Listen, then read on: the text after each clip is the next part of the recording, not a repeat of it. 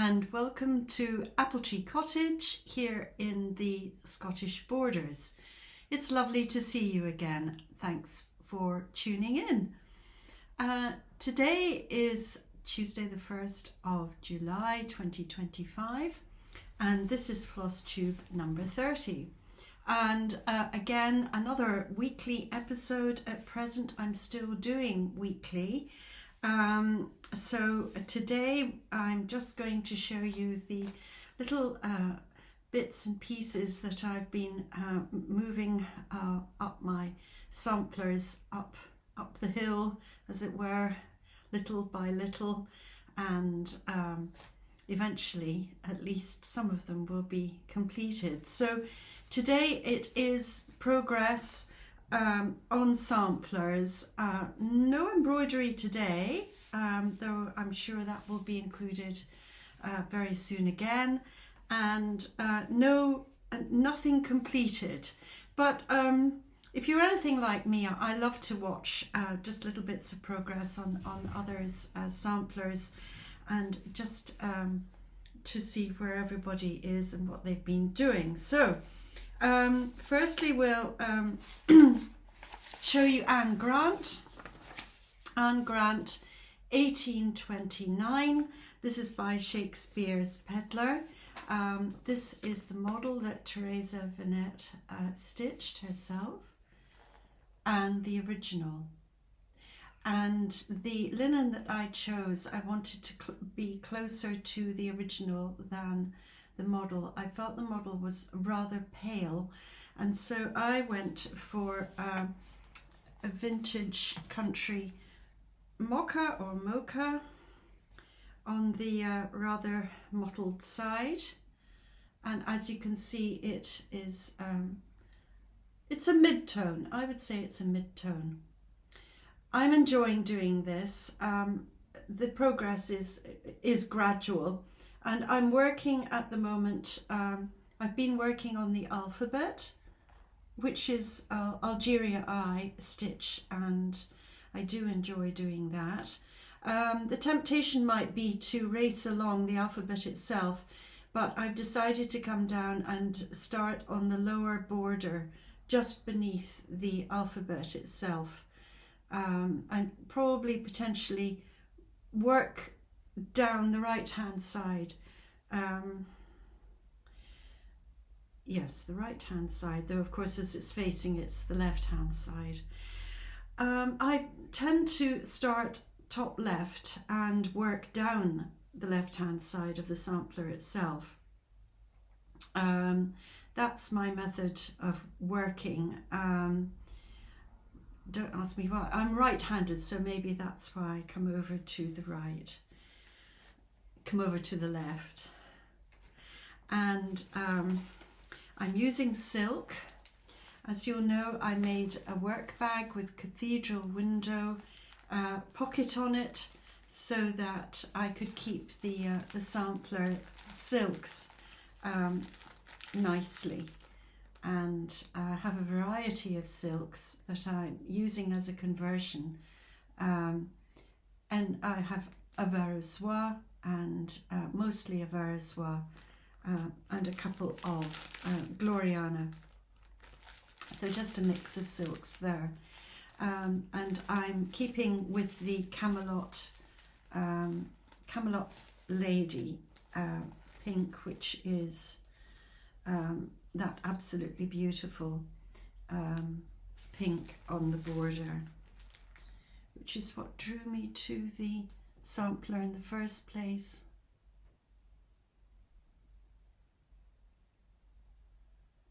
They could be honeysuckle, couldn't they, really? The honeysuckle is coming out in my garden, and I will be showing you at the end of the episode. Do keep watching, because I do have some photographs and a little chat about gardening as well. The silk for the pink is Camelot's Lady, and there's also Potter's Clay. This is Potter's Clay, which is by the Thread Gatherer. So just some lovely bright pink to make it a very, I think it's a very serene I think it's a very serene sampler. It's one that's quite easy, gentle on the eye. Here is the Camelot's Lady, which is a gentler pink. Now this is in electric light, so daylight it will be brighter. The thread gatherer again for Camelot's Lady. It's like puce tone, and then this is very much redder pink. Just really glowing colours.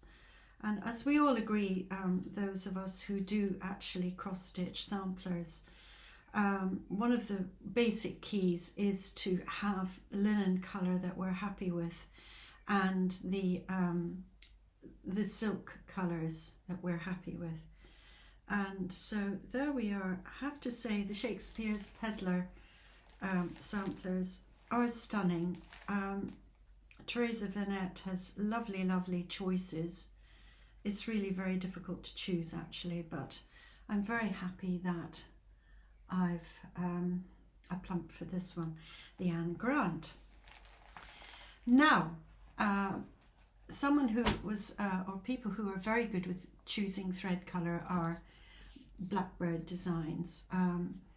Now and again I do change the colour, and if you've been following me, which I hope you have, you'll find that Merrily Merrily We Welcome the Spring is potentially irritating some of you who have religiously kept to the suggested linen and thread. The suggested thread is Classic Colourworks, Gentle Arts and Weeks Dye Works, a mixture of all of these makes. The fabric is 36 count oaken by Picture This Plus, 36 count, and I went for the oaken. I'm working with the oaken, 36 count, so yes, I was very obedient about that, but I wasn't happy with the colour of thread, and so I have been, because I felt that it was vanishing, sort of vanishing into the colour of the cloth. Particularly there's one called Putty, and it certainly wasn't working for me. So I have a variety of threads that I picked out to be using. I've retained some of them. I love the Swiss chocolate, for example. I do like the two blues that they suggested. The blues are one of the reasons I chose this. So the blues are Classic Colourworks Blue Corn. That certainly works for me. The Gentle Arts Mountain Mist is another one that works for me with this fabric. And then I think that, yes, Dublin Bay by Classic Colourworks. That's an absolutely lovely one as well, and I'll show you where that is. That is on, yes, this is on the alphabet here.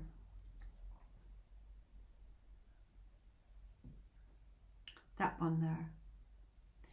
These do work. The Mountain Mist is coming down, just a tiny little line coming down there. Mountain Mist.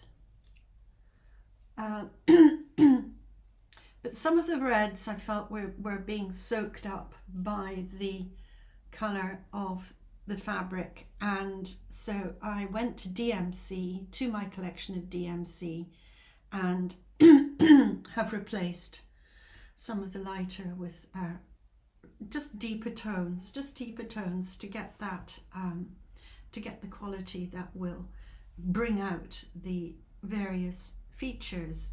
Now with this one here, I did some more work up here, extending lines. This is actually quite a quiet episode because I seem to be in a place with my samplers where I'm extending lines. You'll see this later on.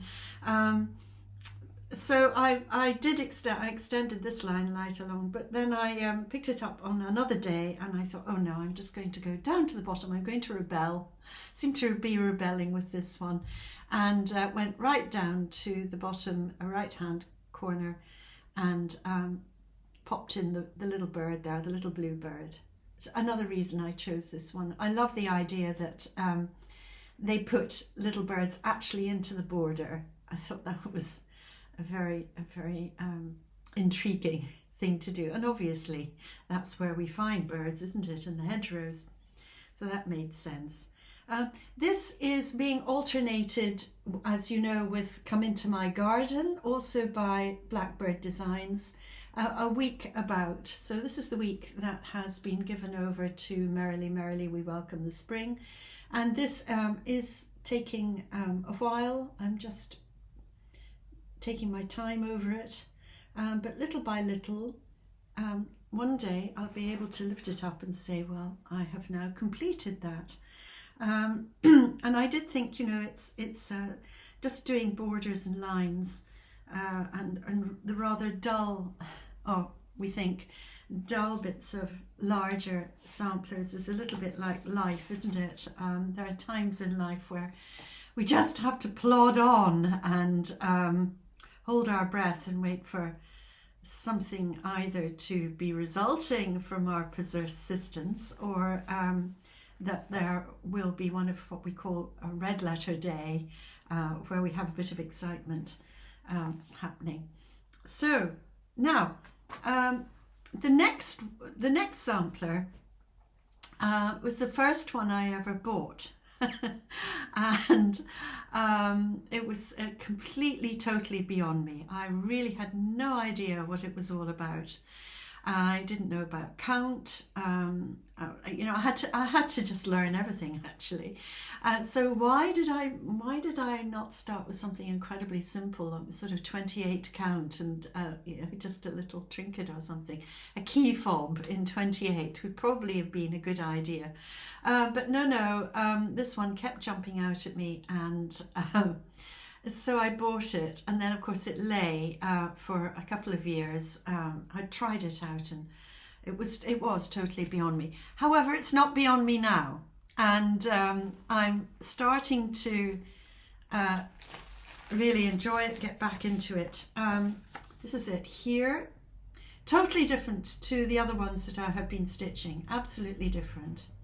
It's a ribbon sampler, and it's called Rhapsody in Red Ribbon Sampler, and it's by Sampler Cove. It's 2008 that it was produced, and it uses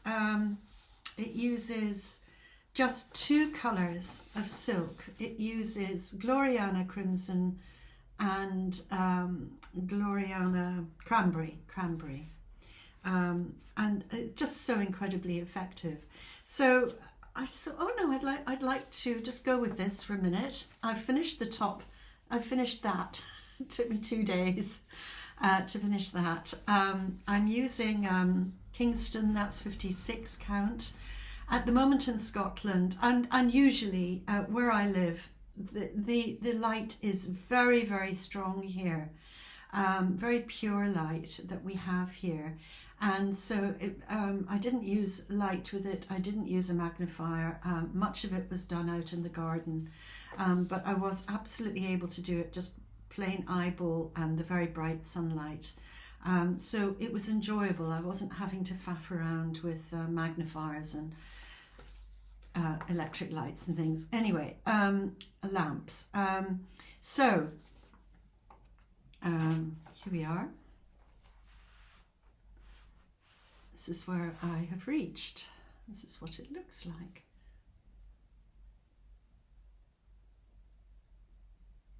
And those two colours of red are just so effective. As you can see, I started up here. That was a little practice shot, but I've started properly here. And what else can I say about it? Ah, yes. If you remember a few episodes ago, I covered what's called embroidery assisi work. And of course, I was really pleased, having picked it up again, to realise that this panel here is assisi work. These two on the side here are assisi work, assisi cross stitch. We use back stitch, I think. So there we are. I had it all. Yes, the assisi bands, back stitch. So I was just amazed to find that what goes around comes around, as the Irish say, and then there's so many overlaps in working with embroidery and samplers. There are the connections. The temptation, I suppose, for some people would be just to do one or two sections of this. And I really don't know. I suppose I will frame it and put it on the wall, because I don't think I would have any other use for it. But you could use that as a cushion cover if you wanted. Anyway, I'm enjoying that. And one of the reasons I'm enjoying it is because it is so different to the other things that I'm working on. So the next one is my small and Blackbird Designs, where I'm 1 month out. It's from Shall I Compare Thee to a Summer's Day? And it's called The Darling Buds of May. Darling Buds of May. I am, if I just do it this, that's it there.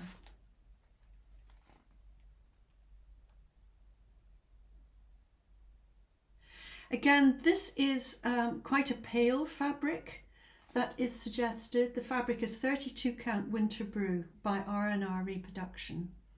I could have chosen that if I'd had it in my drawer, but in fact I did have another one that I did like. So I'm using that instead. It's R&R Reproductions 32 count Hoffman Special Blend. I just happen to have it. And so, you know what it's like. You want to start something straight away. You don't want to wait to obtain it. And I'm working again, not with borders, but with the center. I'm just coming straight in on the flower itself. And it's really refreshing to be stitching on 32 count. It was quite a stiff fabric. So I washed it and pressed it to give it a rather more yield, and so that will be working up pretty quickly, I should think. It's very, very pretty. The threads are Gentle Arts, and I've replaced, here we are.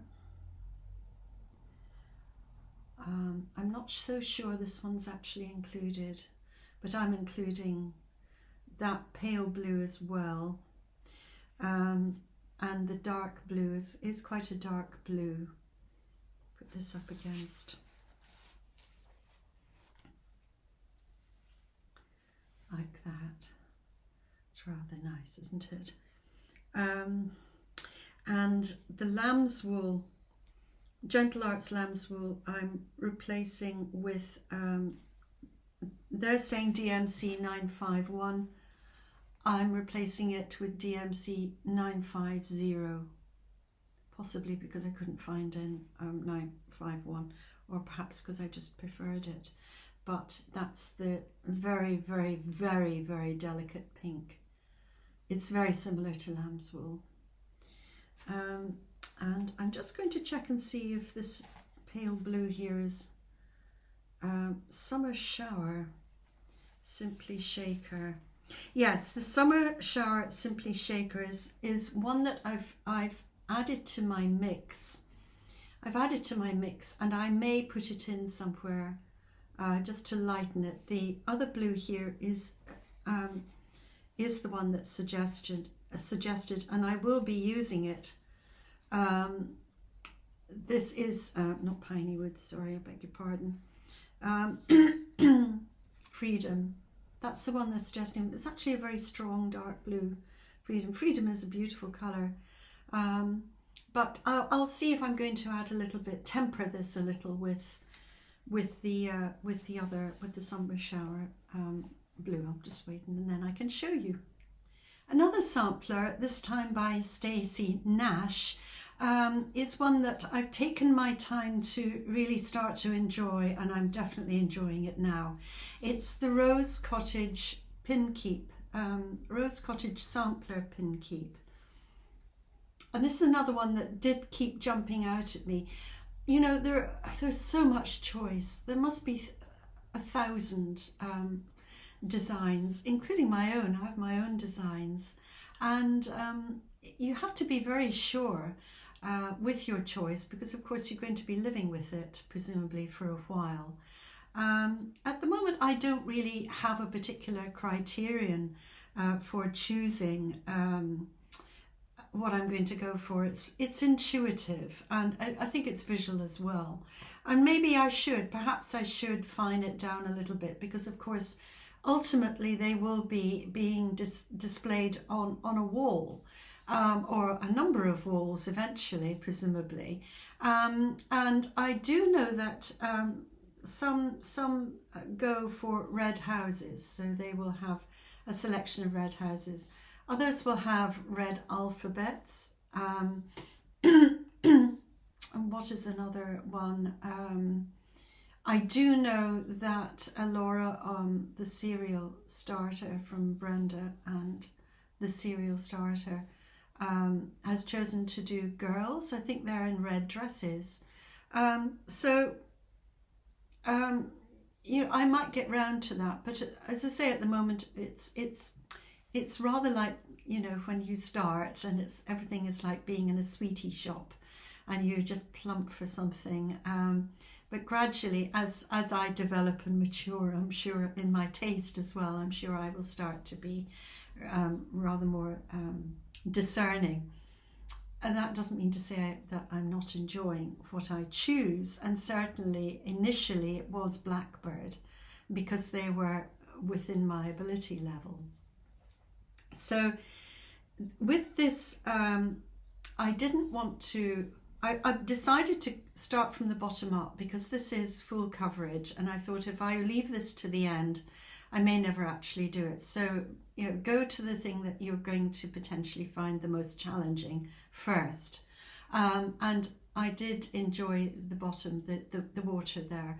I then went for the red house, because I'm not a fan of stitching houses particularly. And I thought again that the thinking on it was, if I go for this, then it will be completed. And then I'm at the things that I really enjoy. So I've completed this flower and the vase, yes, it is a vase. And this past week, I completed the rabbit. I'm not doing a dog, I'm going to do a cat, and a ginger cat. I may or may not do the bird. I shall wait and see. I might put in another flower there. And then coming up, I wanted to come up and at least hit the area where the alphabet was a few weeks ago when I was stitching it. So this time round, I've done the rabbit, and then I've been doing these lines. You know, I was saying about this is a week where I've been doing a lot of lines. They're just simple lines, and also the line coming up the edge there. I've done that line too. So you think, oh, well, that wasn't very important, but of course these borders are important. And I thought initially I would be doing the alphabet, but I've decided to replace the top band and the third band with that well-known phrase, hands to work, hearts to God. I've decided to put that because I love it, and I just wanted to put that in. But I think I will retain the light coloured numbers going along that middle band there. That's my plan. I've done a few of them anyway. So here we are. It's on Confederate grey.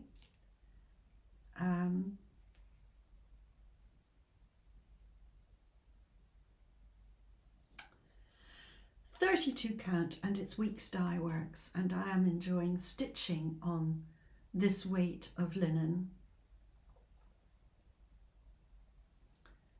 And coming up, and I've got the little rabbit done there, and I put heart, so it's got to be hearts to God. And it's going to be lovely, I think. The actual dimensions are 8 by 8 inches, which it's quite a large, it's a small pillow really. It's a small pillow, no idea where it's going.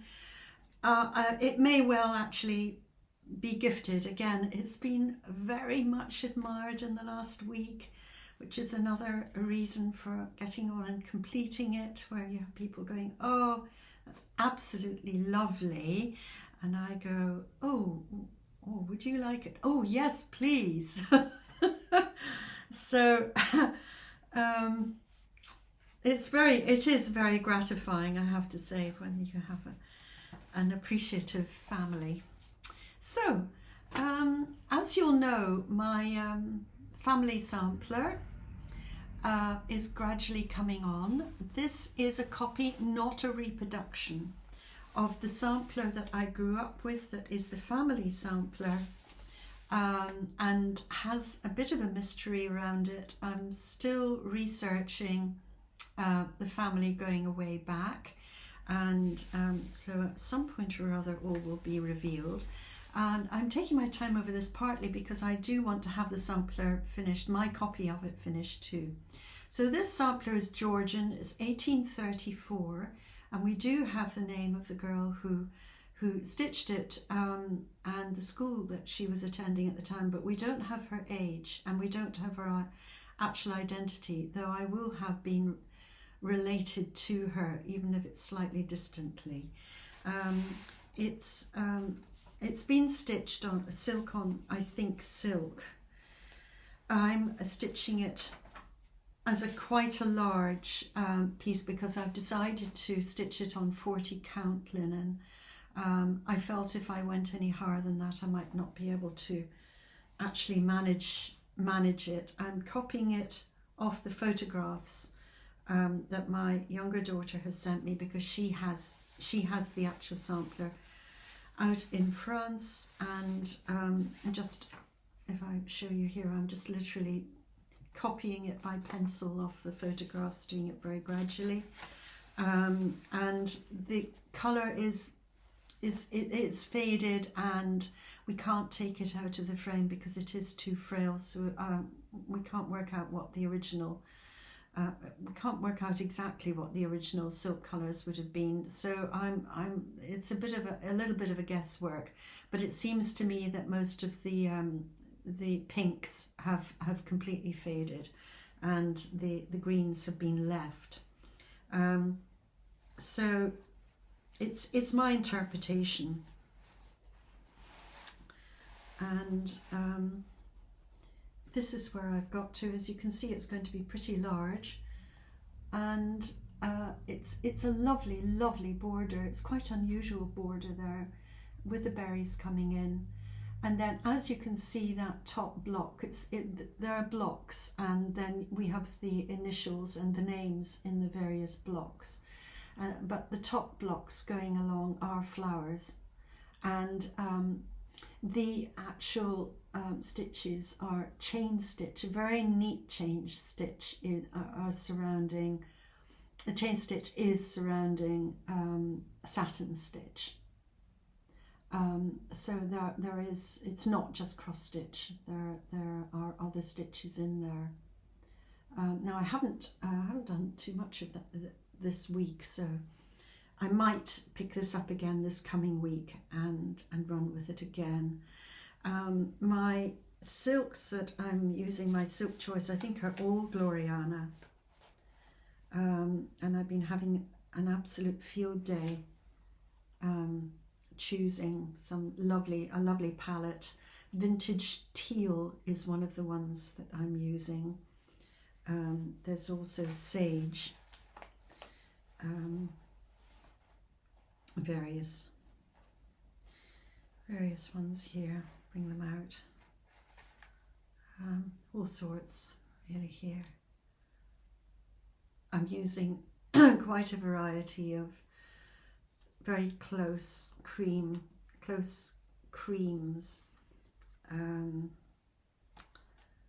because that's reflecting the nature of the sampler itself. So Gloriana Vanilla, Soft White. This one here is Ecru, so it's going to be quite gentle, I think. Silver Fox, and Taupe, these sort of things. There's also Tanager Green, which is a very, very quiet green. So I'm thoroughly enjoying doing this. I really am. And as I say, it's got sentimental value, and there are some revelations behind it that were unexpected, which I eventually will reveal. Evergreen Dark, that's a very good one as well. And this one here is Monet's Pond Green. Monet's Pond Green. So these are the sort of colours, and I'm stitching it just on antique white, and I have to say that's rather a nice change as well, to be stitching on the white. So there we are, and the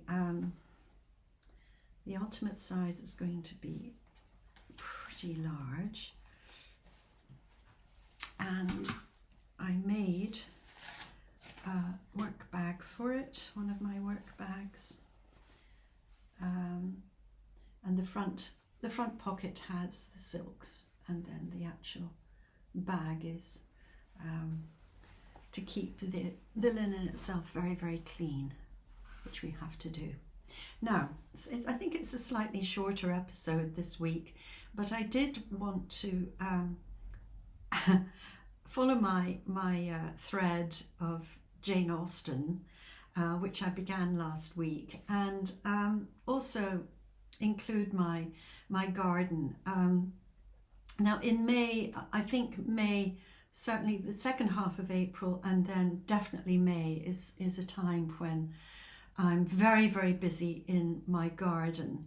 I've been living in the property for coming up for 6 years, and part of the garden was very nicely looked after, but the majority of it had been left because the property had been rented out for quite some time.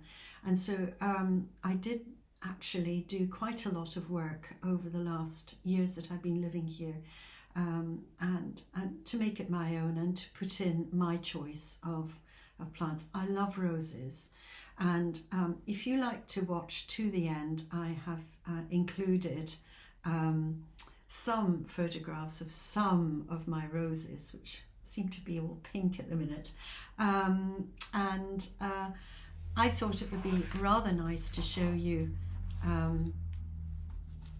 a book that I definitely recommend, which is In the Garden with Jane Austen, and it's written by a lady called Kim Wilson. There's a foreword by Celia Simpson, who's the head gardener at Jane Austen's house in Hampshire. And this is just a beautiful, beautiful book anyway in its own right, even if you've never read any of Jane Austen's novels, though obviously if you have, it's going to be even better. There you are, isn't that lovely? So the contents, chapter 1, Oh What a Sweet Little Cottage. So that's the cottage gardens, which would be like my garden is a cottage garden, and the cottage that Jane lived in at her Chawton is what's featured in the first chapter. Chapter 2 is Mansion and Manor House Gardens, and we see Chawton House itself. Just a little photo. In fact, I think it's just a photograph of a gate So I looked up online to see Chawton House itself, and there are good photographs of Chawton House itself. Now you can visit many of these houses that are mentioned in the book, and also the gardens. Chapter 3 is city gardens, and of course Jane went to Bath and lived in Bath for quite some time.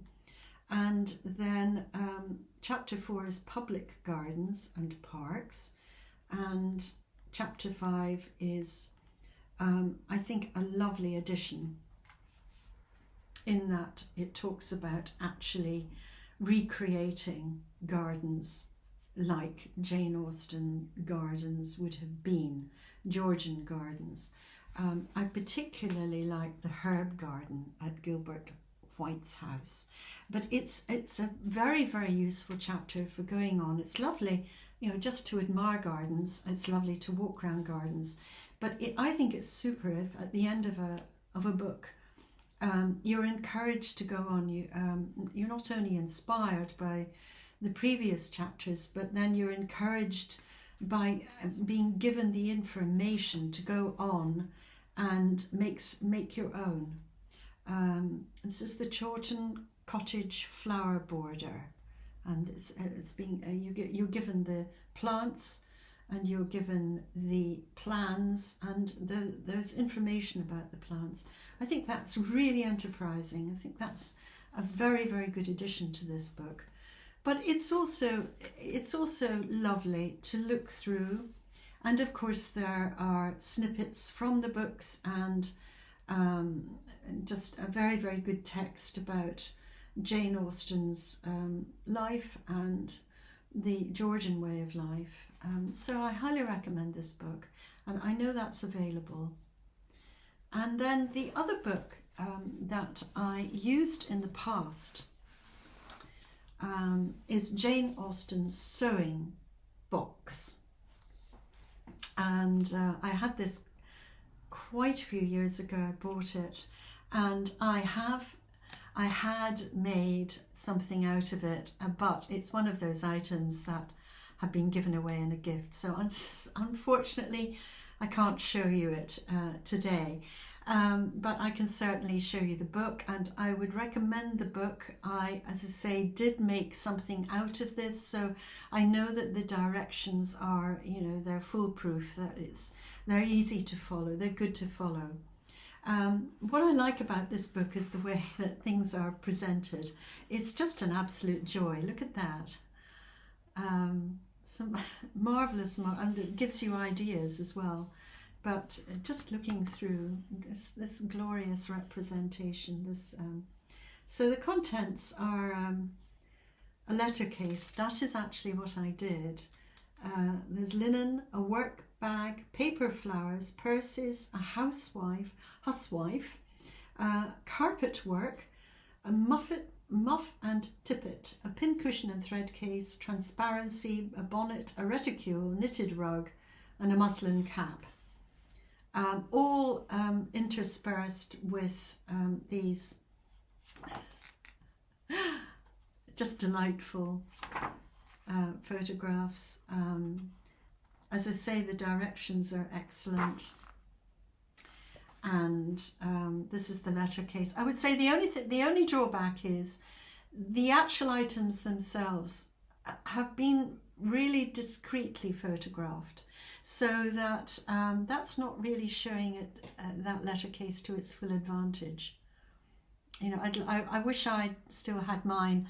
I made mine in a lovely strawberry red, but I did manage to get a clasp very similar to that one, because of course these additions, clasps, etc., are very important to make it look genuine. I've just remembered, I did the work bag, which I do have somewhere. I could have shown you that. That work bag is a lovely one to do as well, and the little pin cushion. So this book is available on Amazon. Jane Austen's Sewing Box. opens a window into the lives of Regency women during a beautiful period in arts, crafts and design. Author Jennifer Forrest examines Jane Austen's novels and letters to reveal a world where women sew their brothers' Irish linen shirts, are gripped by crazes for painting on glass and netting purses, economise by trimming an old bonnet, or eagerly turn to their sewing to avoid an uncomfortable conversation. This book forges a link to the women of the late 18th century as it shows you how to sew, knit, paint or net 18 craft projects, such as a housewife or a tippet, that are made by Austen's characters. So here are 2 Jane Austen books that I highly recommend, and of course I am still watching the DVDs as I stitch my samplers and do embroidery. So I hope very much that you have enjoyed this rather quiet, gentle episode this week, and that you perhaps were inspired by something that I've mentioned. And have a very good week of stitching, and enjoy yourselves as we come into July, perhaps going into the garden. Do look at my roses as the episode finishes, and I hope to see you all again very, very soon. Bye-bye.